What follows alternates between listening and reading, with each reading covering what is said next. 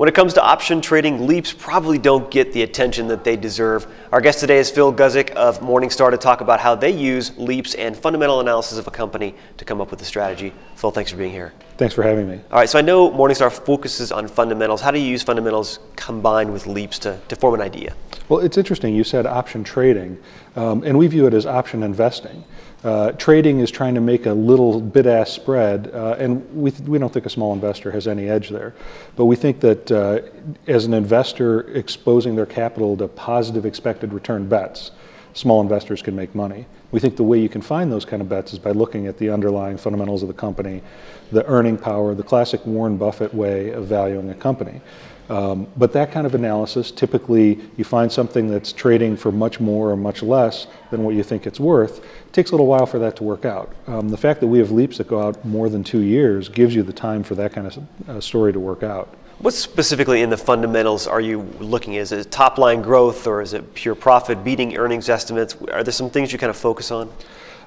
Profit relative to earnings estimates tends to be a shorter term thing. Ultimately, that's what plays out based on our analysis. And we certainly look at a little more complex color on things in the short term. But basically, what we're looking at, all the factors you're talking about play into the long run earning power of the company, which turns eventually into the long run cash flow generating power of the company. Earnings are just a proxy for future cash flow. It's accrual accounting, that's why we do it. We think that the long run value of the company is determined by that earning power. Everything else bakes into that. And then if it's a declining company or a company that, let's say tobacco where cash flows are declining, it gets a different multiple. That multiple is based on fundamentals as well. The fundamental theory of cash flow growth and valuing a cash flow stream or a growing earnings stream. All right, and then once you decide you've got a good potential in a company, how do you then go out and look at the LEAPs and decide which one you think is the best value? Well, conceptually, we think about it as drawing a probability distribution around what we think is the value of the company. A good analyst can say, this company is worth $50 plus or minus $5, or this company is worth $50 plus or minus $25. That's a measure of implied volatility.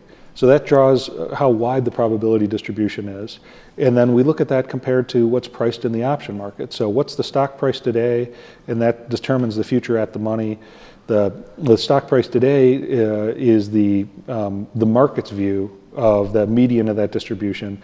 And then we look at our fair value as the median of our distribution. And then we look at the width of our distribution based on uncertainty, which we publish an uncertainty rating, compared to the implied volatility.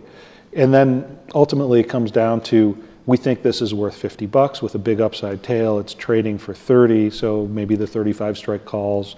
You do the math on what those would be worth in that 50 scenario, and that gets you an idea. Good thoughts, Phil. Thanks for being here. Thanks for having me. You're watching the MoneyShow.com video network.